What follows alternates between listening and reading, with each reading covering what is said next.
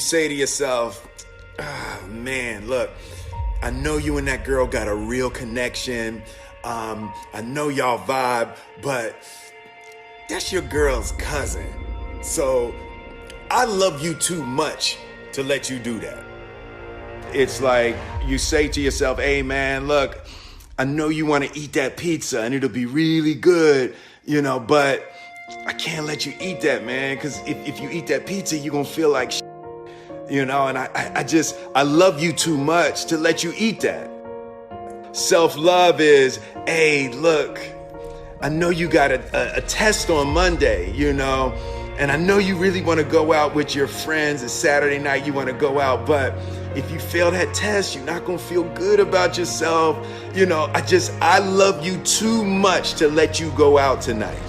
Self-discipline is self-love.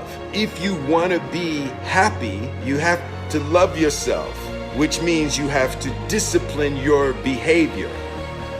The road to sustained happiness is through disciplining your behavior. We tend to base our self-esteem on what other people think. And that's not really self-esteem. Self-esteem is supposed to be how we feel about ourselves. And I was just saying how dangerous it is to allow other people to determine how you're going to feel about you. And it's kind of like looking into a broken mirror. You're going to look in a broken mirror and then change your face to try to look good in this defiled, busted, broken mirror. And it just, other people's opinions is a really way to determine how we feel about ourselves.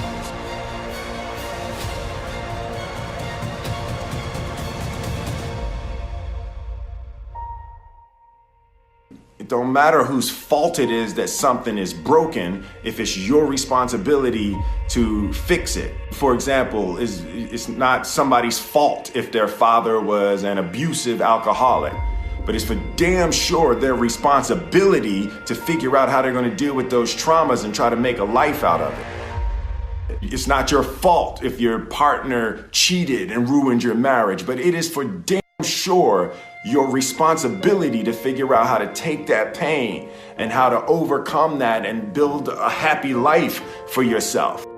Fault and responsibility do not go together. It sucks, but they don't. When something is somebody's fault, we want them to suffer. We want them punished. We want them to pay. We want it to be their responsibility to fix it, but that's not how it works, especially when it's your heart. Your heart, your life, your happiness is your responsibility and your responsibility alone. As long as we're pointing the finger and stuck in whose fault something is, we're jammed and trapped into victim mode. When you're in victim mode, you are stuck in suffering. The road to power is in taking responsibility.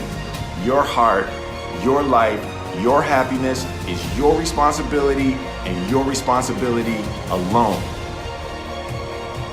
You can make a person smile, you can make a person feel good, you can make a person laugh, but whether or not a person is happy is deeply and totally and utterly out of your control. The prerequisite for spending time with any person is that they nourish and inspire you. They feed your flame. Look at your last 5 text messages. Are those people feeding your flames or dousing your fire? Put your phone down for just a second and look around. Look to the people around you. Are those people throwing logs on your fire or are they pissing on it?